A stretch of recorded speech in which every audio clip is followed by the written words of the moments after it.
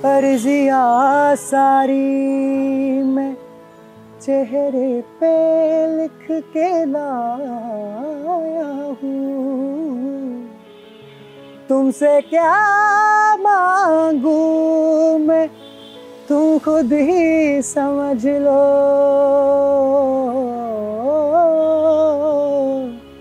मौला मेरे मौला मेरे मौला।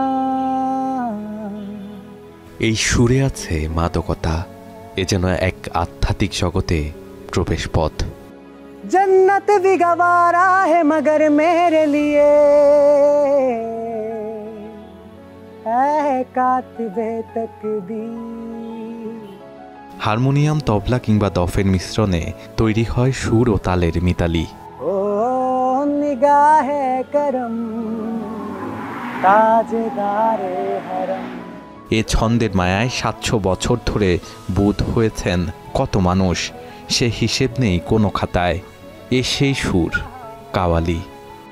आपके दर से खाली अगर जाएंगे। কাওয়ালি একত্ববাদের, আল্লাহর একত্ববাদের স্বীকার করে, এটাই হচ্ছে কাওয়ালির মূল এসেন্স। তাছাড়া আমরা স্বাভাবিকভাবে যেই কাওয়ালিগুলো শুনে থাকি, এই কাওয়ালিগুলো শিরক প্রমোট করে এবং নেগেটিভিটি প্রমোট করে, আপনি দেখবেন। তো এগুলোর সাথে আমাদের কোনো সম্পর্ক নাই। তুমসে ক্যা মাঙ্গু মে। এই যে আল্লাহর সঙ্গে সম্বন্ধ যুক্ত হয়ে আমরা আমাদের সীমিত জীবনকে একটা অসীমের মধ্যে নিয়ে যাবার যে সাধনা, এটা কাওয়ালির সুরের মধ্যে যেমন আছে, অধিকাংশ কাওয়ালির গানের লিরিক্সের মধ্যে এটা পাওয়া যায়। এই জন্য এটা অত্যন্ত গভীর এবং আমাদের খুব আবেদন সৃষ্টি করে।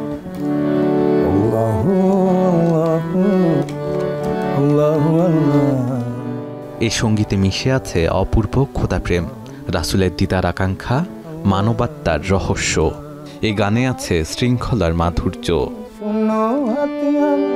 তোমার সম্মুখে তোমার কৃপা বিনায় আমি আধারে বিলি।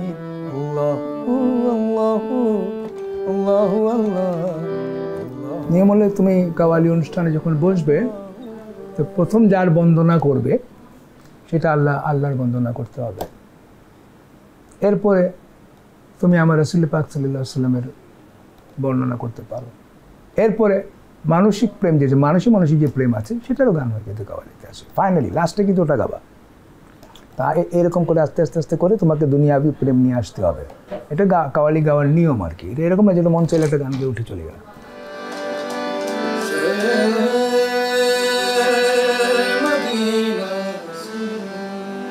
একটা কাওয়ালির দৈর্ঘ্য হয় যদি গায় কেউ, তাহলে 25 মিনিটের কম হয় না।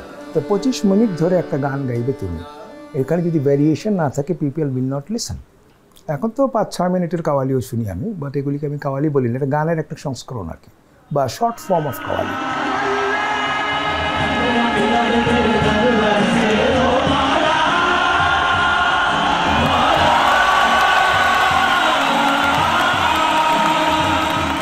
দিল্লির পার্শ্ববর্তী অঞ্চলে বসবাসকারী কাওয়াল নামক যাযাবর সম্প্রদায় কর্তৃক ভক্তিমূলক গানকে তাদের সাথে মিলিয়ে কাওয়ালি বলা হতো।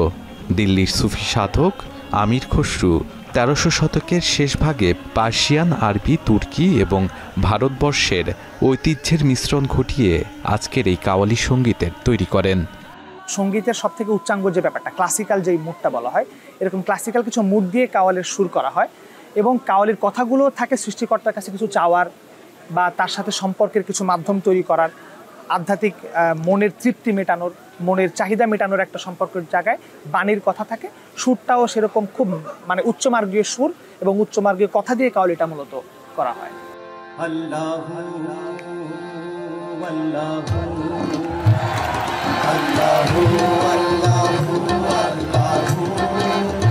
ইতিহাস বলছে এই সংস্কৃতি বাংলার মানুষের। ঢাকার নবাবদের বিনোদনের অন্যতম উৎস ছিল কাওয়ালি। পুরান ঢাকার বাসিন্দাদের বিভিন্ন উৎসব ও বিয়েতে এখনও রাতভর ভেসে আসে কাওয়ালির সুর।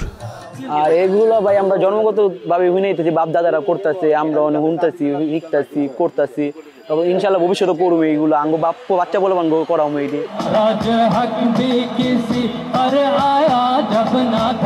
কবি নজরুলের গানেও কাওয়ালির প্রভাব আছে। বাংলায় কাওয়ালি করারও প্রথম চেষ্টা করেন কাজী নজরুল ইসলাম। নজরুল চেষ্টা করেছিলেন, কিন্তু এটা খুব একটা টিকেনি। এই না টিকবার কারণে যেটা হয়েছে যে এটা একটা সাংস্কৃতিক দিক থেকে আমাদের একটা বড় একটা ধারা আকারে গড়ে ওঠেনি। এটা দোষ নাই, হয়তো আগামী দিনে বড় কোনো প্রতিভাবান কোনো মিউজিশিয়ান হলো হয়তো বা তিনি আনবেন। 2022 সালে কাওয়ালির আসরে করা হয় হামলা।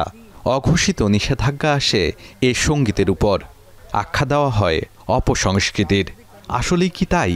যে যা কিছু ইসলামের সঙ্গে সম্পৃক্ত এটাকে সবসময় হেয় করা, এটাকে সবসময় বাদ দেওয়া এবং একটা বিশেষ ধরনের সংস্কৃতিতে অতিরিক্ত প্রাধান্য দেওয়া, যেমন রবীন্দ্রসঙ্গীত।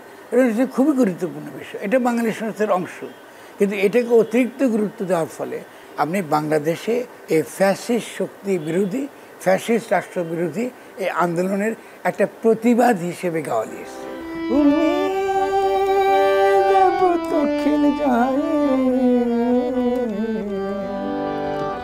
तुम्हारे दर के गदा हूँ तो भीख मिल जाए। তো মঙ্গল শোভাযাত্রা যদি আমাদের কৃষ্টি হয়ে যায়, যেটা 30-40 বছর হয়নি, তাহলে 200 বছরের জিনিসটা কৃষ্টি হবে না কেন? এটা বৈরিতা কেন তৈরি করবে? সংস্কৃতি হলো এমন এক জিনিস যে এটা এক জায়গায় থেমে থাকলে ধ্বংস হয়ে যাবে। বিভিন্ন জায়গা থেকে ভালো ভালো জিনিস কালেকশন করে নিজের সংস্কৃতিকে সমৃদ্ধ করাই হলো সংস্কৃতির কাজ।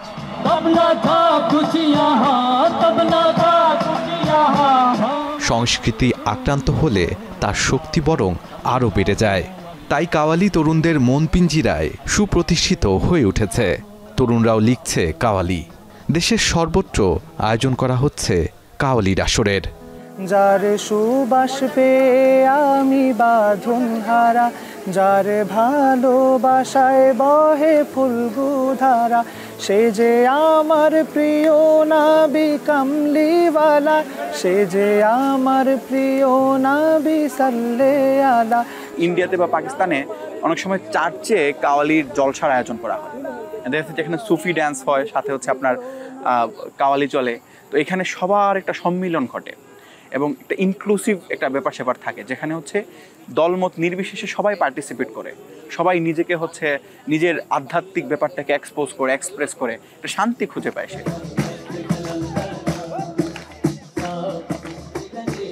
এভাবে আলো আধারিতে মধুর বাক্য আর সুরের ঝংকারে চলছে কাওয়ালির আসর।